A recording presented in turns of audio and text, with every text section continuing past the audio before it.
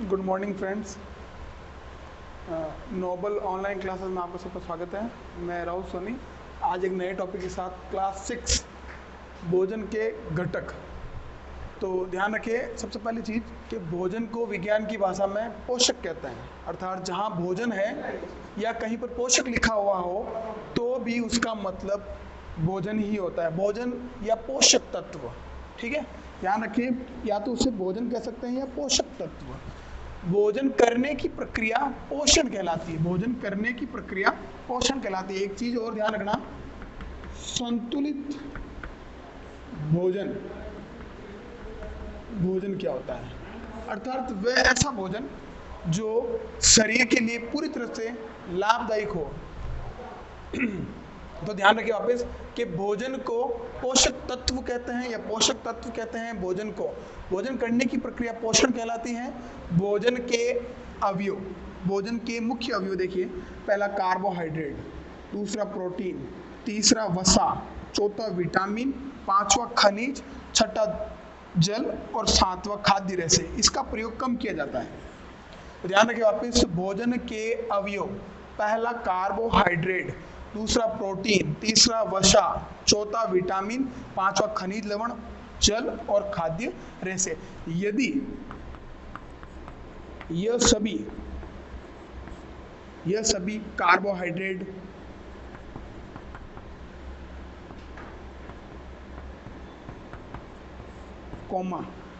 Protein, वसा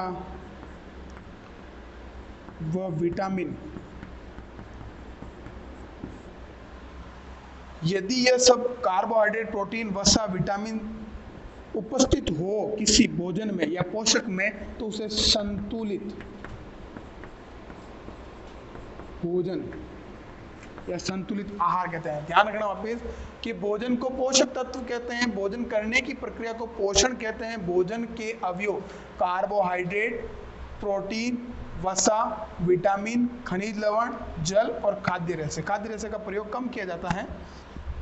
यह सभी किसी भोजन में यानी कार्बोहाइड्रेट, प्रोटीन, वसा, विटामिन हो उसे संतुलित भोजन कहते हैं। कार्बोहाइड्रेट ऊर्जा का प्रमुख स्रोत है, यानी कार्बोहाइड्रेट से सबसे ज्यादा ऊर्जा प्राप्त होती है। प्रोटीन वृद्धि और विकास में सहायक है, यानी यदि व्यक्ति या बच्चा या कोई भी हो, यदि वह बड़ा होता है या उसके शरीर में विकार उत्पन्न होता है या उसका शरीर ग्रोथ करता है तो यानी वृद्धि और विकास होता है तो वो प्रोटीन के कारण होता है। यानी वसा एक तरल पदार्थ है, तरल पदार्थ है, यह भी एक ऊर्जा का स्रोत है। तरल पदार्थ का मतलब जैसे तेल, घी, दूध इत्यादि, ये सब तरल पदार्थ है, ये वसा रूपी है। यह शरीर में शरीर में ऊर्जा जल्दी पहुंचाते हैं। ठीक है, विटामिन अल्प मात्रा, विटामिन में ध्यान रखिए, शरीर में विटामिन कम मात्रा में होंगे तब भी चलेगा। यानी कहने का मतलब है शरीर में इनकी अल्प मात्रा, कम मात्रा होने पर भी ये वृद्धि और विकास का कार्य जल्दी करते हैं। यानी जो विटामिन है वो हमेशा कम मात्रा में होते हैं परंतु ये कार्य केवल प्रोटीन के समान ही करते हैं। खनिज लवण और जल तो पता ही है आपको, और खाद्य रेशे का प्रयोग कम किया जाता है। खाद्य रेशे का मतलब होता है ग्रीन सलाद वगैरह। तो ध्यान रखिए वापस, कार्बोहाइड्रेट भोजन के अवयव, पहला कार्बोहाइड्रेट जो ऊर्जा का प्रमुख स्रोत है, जैसे कि गेहूं, चावल, मक्का। प्रोटीन वृद्धि और विकास में सहायक है, जो भी हरी सब्जी है वो सब प्रोटीन में आती है। वसा तरल पदार्थ, ऊर्जा का यही भी एक स्रोत है, और ये जैसे तेल, घी, दूध। विटामिन इनकी मात्रा कम होनी चाहिए, अर्थात कहने का मतलब शरीर में अल्प मात्रा होनी चाहिए, ये वृद्धि और विकास में सहायक होते हैं। खनिज लवण, जल और खाद्य रेशे, यदि यह कार्बोहाइड्रेट, प्रोटीन, वसा, विटामिन किसी भी आहार यानी भोजन, और अपन ने एक और नाम लिया है पोषक। यदि आहार, भोजन या पोषक तीनों में, यानी कहने का मतलब नाम तो एक ही है तीनों का, कार्बोहाइड्रेट, प्रोटीन, वसा ये सब उपस्थित हो तो वह संतुलित भोजन कहलाता है, वह संतुलित भोजन कहलाता है।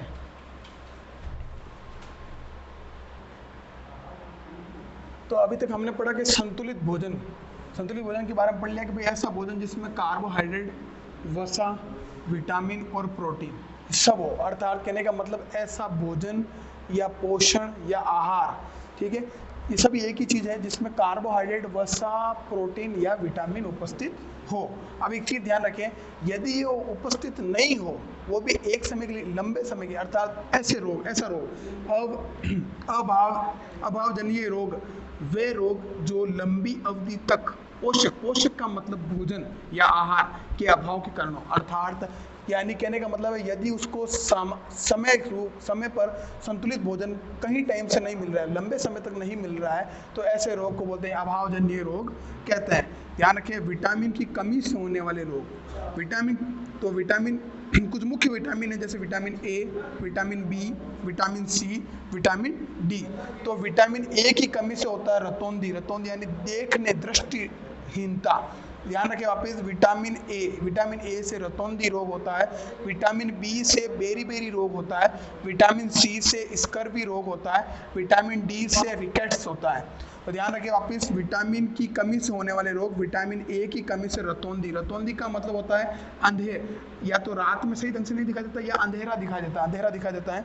विटामिन बी से बेरी रोग, अर्थात मांसपेशियां दुर्बल, अर्थात हाथ में मांसपेशियां काम करने की क्षमता नहीं होती है, वो व्यक्ति काम नहीं कर पाता सही ढंग से। विटामिन सी से स्कर्वी का मतलब होता है मसूड़ों का मतलब मुंह के दांतों के साथ पास में खून आना, मसूड़ों में खून आना। विटामिन डी का मतलब रिकेट्स का मतलब अस्थियों का मुलायम होने का मतलब है हाथ आसानी से मुड़ जाता है, कहने का मतलब, समझा। तो ध्यान रखिए वापिस, संतुलित भोजन ऐसा भोजन जिसमें कार्बोहाइड्रेट, वसा, विटामिन और प्रोटीन ये सब उपस्थित हो, तो ऐसे भोजन संतुलित भोजन कहलाता है। यदि ये सब लंबे समय तक उपस्थित नहीं हो, अर्थात ऐसे रोग को, यानी वे रोग जो लंबे अवधि तक पोषक का मतलब भोजन आहार, ये सब लंबे समय तक उपस्थित नहीं हो, और वो लंबे समय तक ऐसा भोजन खा रहा है जिसमें कार्बोहाइड्रेट, विटामिन, वसा या प्रोटीन वगैरह उपस्थित नहीं है, तो ऐसे रोग को बोलते हैं अभावजन्य रोग कहलाता है। विटामिन की कमी से होने वाले रोग, vitamin A, vitamin B, vitamin C, vitamin D. Vitamin A से रतौंधी, विटामिन बी से बेरी, विटामिन सी से स्कर्वी, विटामिन डी से रिकेट्स। विटामिन ए से रतौंधी का मतलब अंधेरे, रात में सही ढंग से दिखाई नहीं देना। विटामिन बी से बेरी यानी मांसपेशियों का दुर्बल हो जाना या काम सही ढंग से नहीं हो पाना।